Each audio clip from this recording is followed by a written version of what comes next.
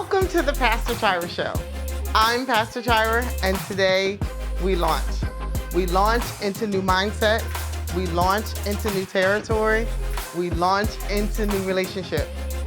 Are you ready to launch out? Come on and launch out with me as we go into this candid conversation on today.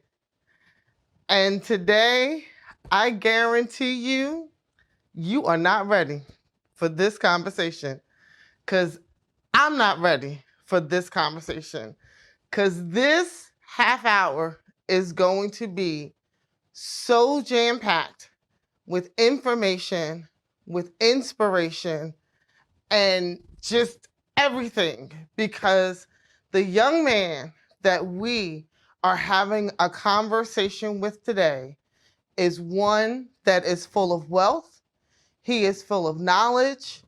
He is just full of so much. And I'm excited that he is a guest on the Pastor Chira Show to have a candid conversation about some things that he has been through and gone through. And that is none other than Timothy Wortham Jr. I'm so excited. Hey! How are you, Pastor Chira? I'm great. I'm wonderful. Can you tell me? I'm so excited. I'm so excited. And I said Timothy, but you do Tim. You do Tim, right? You do Tim Wortham. I do. I do. Mm-hmm. We both do the same thing, because my name is Chira. Mm-hmm. Yeah, I'll cut that short, because, trying to say all that, people get tongue-tied and it's just a mess. So we cut our names. Yes. Keep it simple. Keep it simple. That's right. Keep it simple. Keep it simple. I am so excited about us sitting down and having the conversation that we're going to have on today. But before we get into any of our conversation, how about you just introduce yourself to the viewing audience on today? Gladly. First of all, I'm so happy to be here. Thank you for having me. Again, my name is Tim Wortham Jr. I am first a husband and a father. I am an elder. I am an artist and an author. And I am just someone seeking to help others in any way I can, primarily right now through my writing and through my songwriting, and just hopefully being a good steward of the gifts that God has blessed me with. Because that's what we're supposed to be. We are supposed to be good stewards of what he has given to us, put in us in order to share with others. And sometimes we don't necessarily know how to do that, because we don't necessarily know what our gifts and talents are. How did you come to find out who you were and what your gifts and talents are? Well, I would say, especially as it relates to music and arts, I was very blessed in elementary school to have a music teacher who saw something in me. And for the since kindergarten, so for the 6 years we were together, she really poured into me, pushed me out in the forefront, and put me in some uncomfortable positions to just get used to being on stages and things of that nature. And the same occurred in middle school with my music teacher and in high school. And then, of course, in ministry, I had Bishop Robert Bussey, the late, great Bishop Robert Lee Bussey Sr., who really, really helped cultivate my gift as far as music ministry, word ministry, and gave me opportunities. And really, again, he was one who pushed me and sometimes pulled me, but just kind of helped me find myself during some very challenging and formative years. Teacher, pastor. Well, teachers and pastor, two of the most instrumental people that are in any of our lives. Yes. And I mean, most of us have a teacher.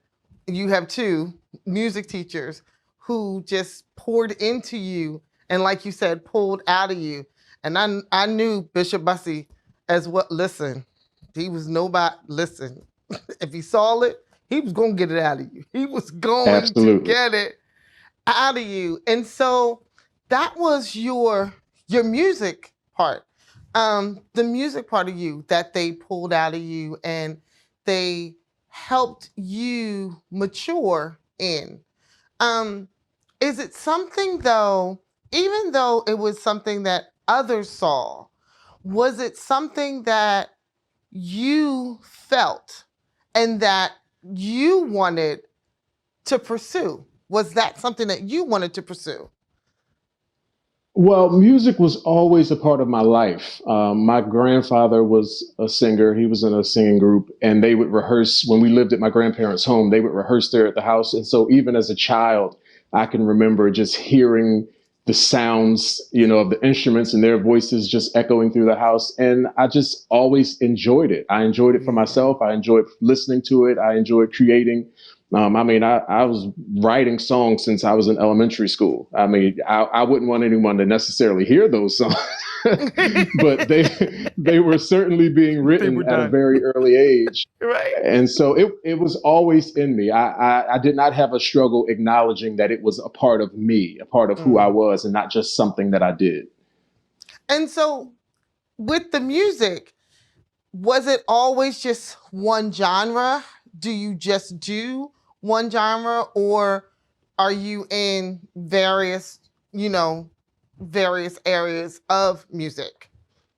So as a recording artist, I have recorded only what would be considered Christian or gospel music. Okay. But the sound has crossed various genres. And that is something that I just believe strongly in, is that the gospel is a message, not a sound. So I don't limit myself to a traditional sound. I want to just make sure that lyrically I am theologically sound. If we're talking about sound, I want to have sound doctrine. I'm not worried about sound in the audible sense.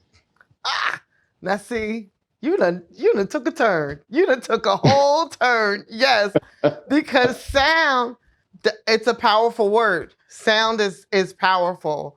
It's not just about what you hear. The sound isn't just about the audible, but it's also about you receive the sound, right? And it's also about how it makes you think. Sound, right? It has to be foundational. It has to be something that takes you to a positive place and not a negative place. Sound. How else would you describe sound? So I think scientifically, people talk about frequencies. They talk about waves. And I think that, music isn't just something you hear, it's something you experience. And so just like you were just saying, you want to make sure that what you're putting out has a good vibe, a good vibration even, so that as it's received, it's tapping into that which is inherently good and not that which is inherently evil. And so sound for me is also being mindful of what I'm putting out as far as how it will be experienced, not just listened to. Absolutely. Because the experience of the sound, the experience of the feel, the experience of it will take us to another place or take us to another place. And you want to make sure that what you are putting out is what God has given you as the gift that he is put into you. So it all coincides. And so with that being said, what is your latest sound that you have put out? So I released a project back in July called The Gospel Beyond Genre.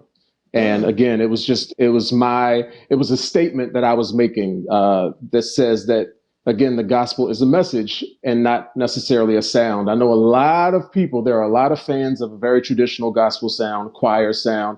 But the truth of the matter is a lot of what we call traditional today is what the church was calling contemporary once upon a time, right? And so it always grows, it always evolves, it always kind of becomes something else. And I also feel like my music needs to be able to reach across various, diverse backgrounds. And I want someone to listen to my album and find something for them, right? And Mm-hmm. I want them, even if it's just one or two songs that really, really reaches them, that they really, really relate to, I want them to be able to find something that they can take hold to, that will speak to them and minister to them exactly where they are, and also where they are sonically, what they like, what they enjoy.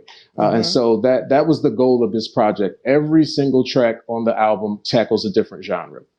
Because and that's important because it's not just the music, it's not just the melody. It's so there might be a chord that strikes somebody like, and it might be in the midst of, and you hit that one chord and it's like, oh, right? It might be that. It might Yeah. be, the flow of how the melody is going. But it also might be that one stance or that lyric that clicks with Yeah. somebody. And it sounds like that's what you're looking for when you produce, the music that you produce. And we are going to go to a quick commercial break so that we can hear a little bit of the sound that you put out. And on the other side, I want to talk about another sound that you put out, which is the sound of your words as the author of a book that is speaking in more than just the words that are on the pages. So we're going to go to a commercial break. And on the other side, we're going to dig in a little bit more. We will be right back.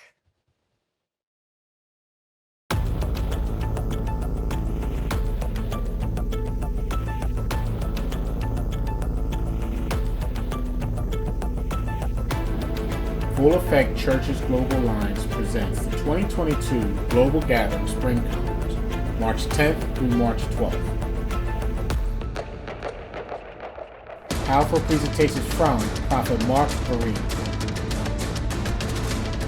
artist Shanna Ballou, Bishop Liston Page II,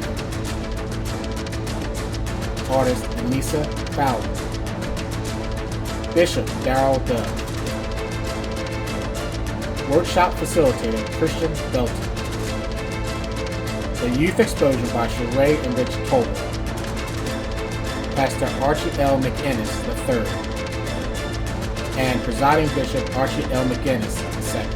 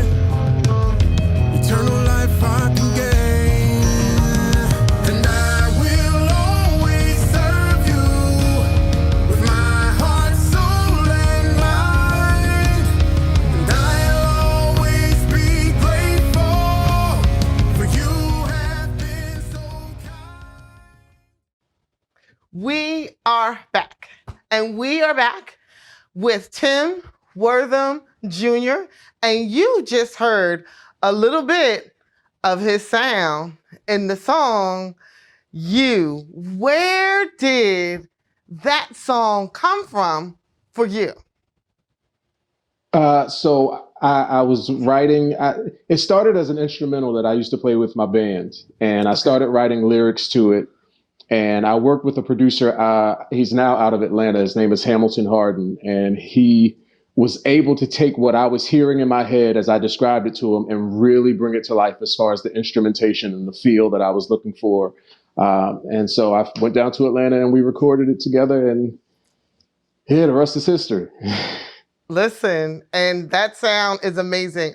But Thank you. You have another sound that you have dug into in the form of this book, Daddy Issues. And yes, I'm old school. I have the hard copy. I have the book. I'm holding the book.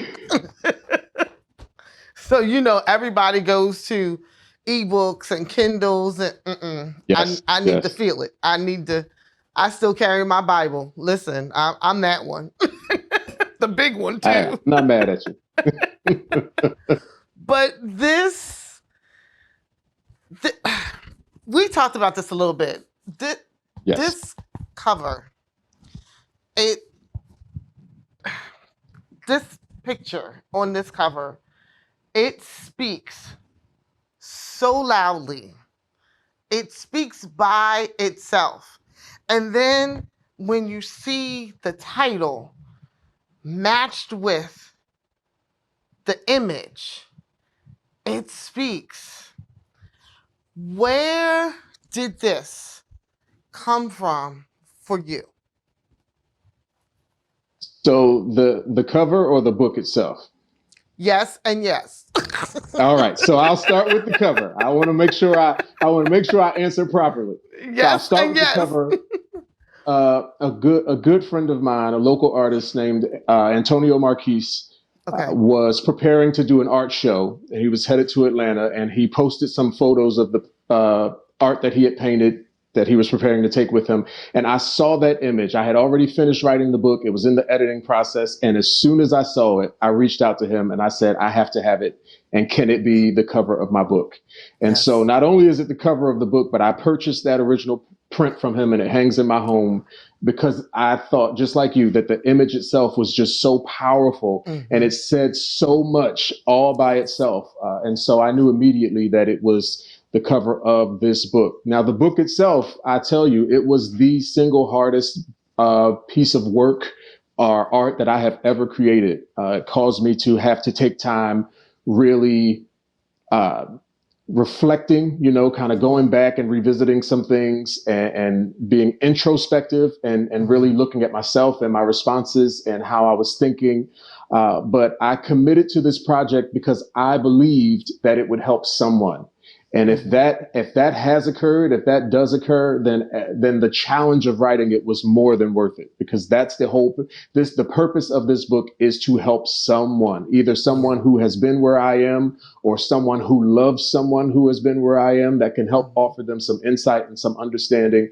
And so even when I finished writing, I wasn't sure if I was going to release it. And I just had to. I had to. Was he in school and he was writing a paper and it kind of came out and one of his professors was like, I need you to dig deeper in this. I need you to go a little further. Is that what happened, or did I put that on you? That did not happen. But ironically, one of my professors, she was one of my lit professors, did edit for me. And there were times where I would send her pages and she would have that exact remark. She said, you got to dig deeper here. And so she made me kind of, when I wanted to be a little surface regarding some of the areas that I spoke about, she was like, no, you got to give me more here. If you're going to include this, you have to go there. And so that was definitely part of the process, just from a little different perspective. Is that the teacher in me? That might be the teacher in me that heard and saw that. Cause I'm serious. Like, I'm sitting and I'm reading and I was like, there's a professor that was involved in this. Absolutely. Because they do. And just like we talked about earlier with your music teacher, right? Your music teachers that pull out of you.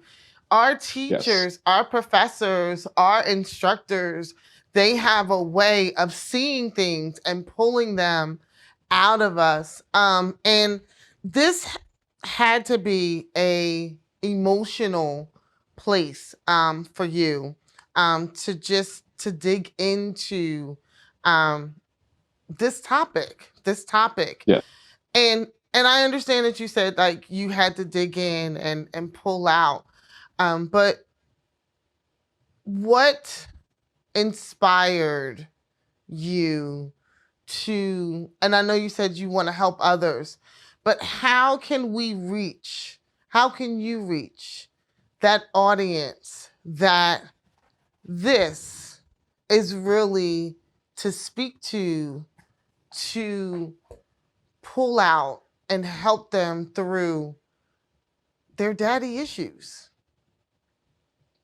Well, I mean, platforms like this, I've spoken about the book a few times already, just making sure that people know it's available, a lot of word of mouth, and also just making myself available. You know, when I see a young man at the church that's having an issue, when I see someone on the job who, you know, expresses certain things that I can recognize and relate to, and I have an opportunity to share. There have been a number of folks that I have just gifted, you know, I've just sent a book to their house because of something that they shared, because I believe that it would speak to them and that it would resonate.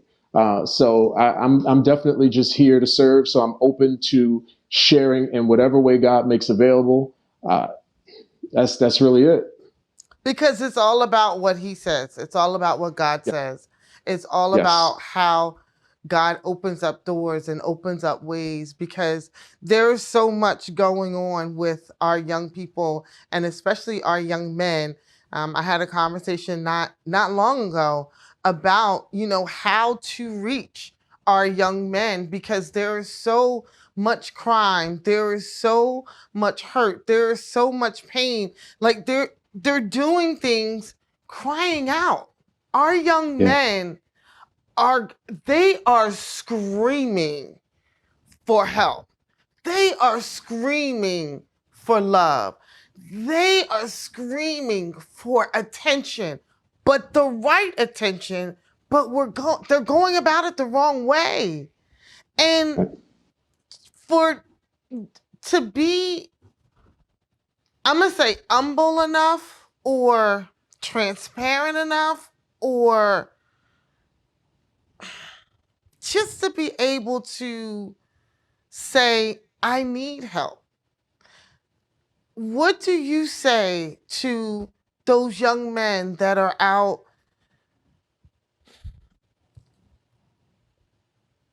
connecting with gangs? And Mhm. as you see, I'm trying to be nice with my words, but they're connecting with gangs and they are out, you know, doing carjackings and robberies and like all these kinds of stuff.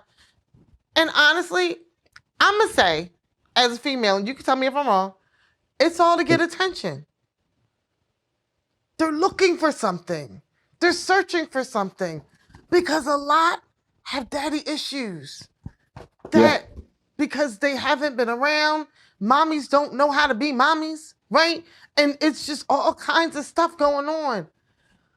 Can you speak to that young man that is screaming and hollering because that boy on the inside has issues that he needs help with? Can you speak to that young man just for the Absolutely. next couple seconds? Absolutely. So I would say to that young man, we all need help sometime. We all need someone to show us the way, to give us some advice. And we all long to be affirmed and validated and accepted. But you know what? Acceptance means little if we're being accepted into a group or a way of life that means that our life will be cut short or our freedom will be taken from us. You don't want people to just embrace you into death and destruction, but you want to be embraced into life. You want to be able to live a lasting and a productive life. And there's nothing wrong, nothing unmanly, if that's even a word, about needing help and asking for it. It is the strongest thing you will ever do in your life is to ask for help. Whew. And then receive it. Receive the help. Yes. Receive the good, the godly, the manly help that's there. Tim, can you just tell the viewing audience how they can get your book, how they can get their music, and how they can be in touch with you? Absolutely. Facebook, Instagram, I am Tim Wortham Jr. I keep it very simple. Again, the book is available online on Amazon in paperback, hardback, and Kindle, as well as online at Barnes & Noble. And the music, the album, the Gospel Beyond Genre, is available wherever digital music is sold and streamed. Listen, thank you, thank you, thank you for being on the Pastor Chira Show. I hope this is not our last time having communication. I love talking to you, and you are a wealth, and I so appreciate everything that you are doing, everything that you've done, and what God has for your future. I so appreciate you. Thank you so much. Thank you. Thank you for having me. Well, that was the Pastor Chira Show today, and I know that you received what God had for you because we all have issues, mommy issues, daddy issues. We have issues, and there's nothing for us to get help with our issues. It's okay. It's all right. The issues can go away if you just say, I need help. I'm Pastor Chira. This is the Pastor Chira Show, and I'll see you next week. Coming up on the Pastor Chira Show, thinking about having this conversation on the show because it is so important that we highlight our young people. And we talk about a lot of things. We go into a lot of different subjects, but one of the subjects that we have really been looking at this year is our finances. And we talk a lot about finances from a grown people perspective, but what about from a little people's perspective? And so today I wanted to dig in a little bit with someone who is really teaching finances to his little people. And they're not so little. But I want to introduce them. I want to bring them on. And this is none other than Chris Chase and his son, Brandon. Hi, Chris. Hi, Brandon.